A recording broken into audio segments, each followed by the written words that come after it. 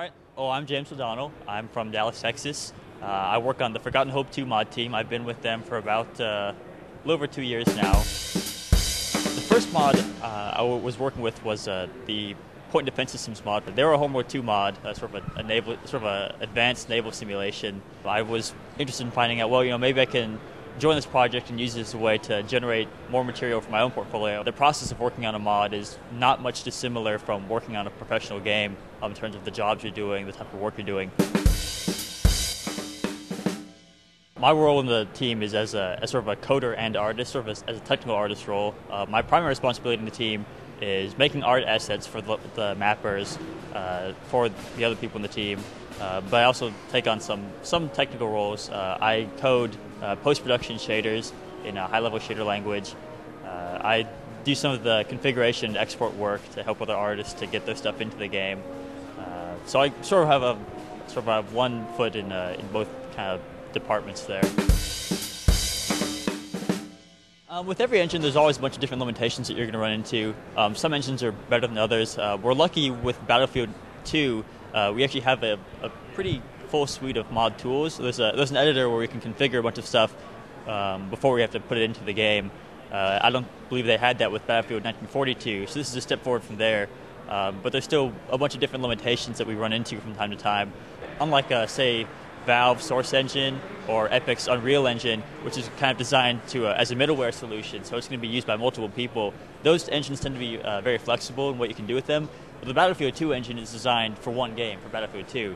So we are sort of limited to the feature sets that Battlefield 2 came with, and if we try to expand that to something a little bit different, to something that the engine wasn't originally intended for, then that's when we tend to run into roadblocks. I know that our historical advisor had wanted to have a locational damage on tanks, where if you shot a tank and you hit the engine, then the engine would go out. Or maybe if you shot it in the turret, then the turret wouldn't be able to traverse anymore. Maybe if you shot it in a different section, then you would hit that magazine and the tank would explode immediately.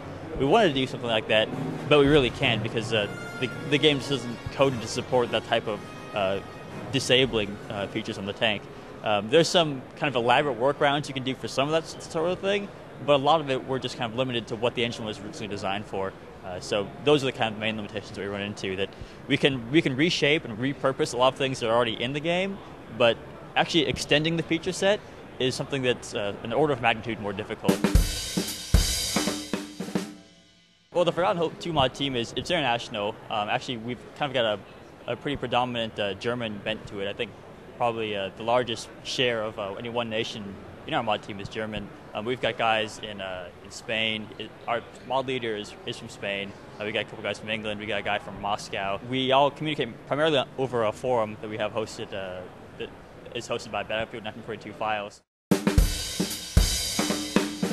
Well, for Forgotten Hope 2, everything we can do is sort of ad hoc. We kind of do everything on the fly.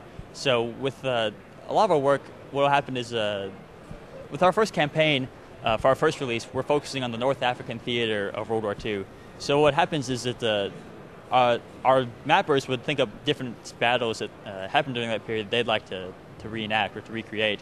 So some mapper might say, well, I want to do like the Siege of Tobruk, and so he'll just do that, and then he'll consult with the historical advisor and say, well, what type of armor was available, what type of weapons were available, who was fighting, what were the uniforms used at that period. And so the historical advisor will come up with a list of, okay, these are all the potential assets you could use. You could use this version of this tank and this version of this gun, and so on. So as an artist, my main art packages is I use 3D Studio Max a lot.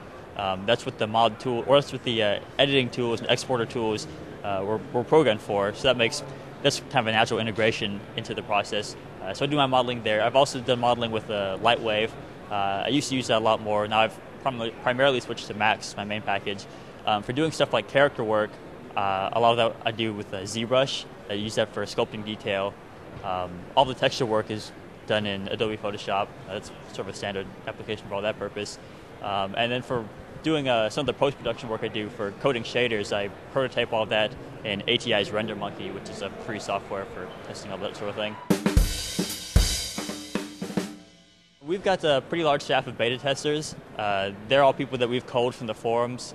They're longtime fans of the mod. and its earlier incarnation.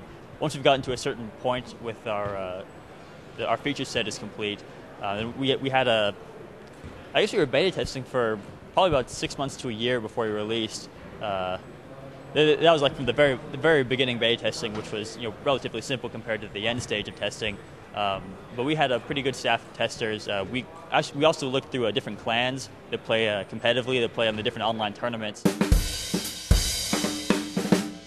For our promotions now, we have a website that's hosted on BF 1942 files, and most of our sort of promotion is done on that. We put our news posts on that site. All of our updates go into that website. There's other things that kind of help us. We are in the ModDB Mod of the Year competition, so that kind of helps. We're lucky to be sort of at a stage where we've already got kind of enough notoriety online that the publicity kind of generates itself, that there's already sort of an existing fan base. We've already got people on forums that are talking about the game. We've already got people that are looking at these websites and posting on the major Battlefield 2 fan sites. From our experience in Forgotten Hope 2, I'd say central planning would probably really help us a lot because, like I said, we do everything on a sort of an ad hoc basis, and that kind of runs into problems sometimes where we'll make more content than we have to. If we have 2 different maps that could use the same tank, we don't always plan that ahead of time. People just they plan out different maps and they say, well, these are the tanks I want to have for it. And sometimes we could have instead used one alternative tank that would have been usable in both cases. But the other big thing I think on a mod team is that you really have to be ready to take criticism, and I mean from your fans and from your other people on the team. It's really important that you listen to feedback from other people. When everyone just puts in content to the mod and no one really says anything about it, you can get content that's not of the quality level that you want. So it's really important for everyone on the team to be really honest with each other and really understand that a little sort of constructive criticism and feedback can really help get your quality level to that sort of next stage. And it helps make everyone better, which is ultimately a good thing for the mod.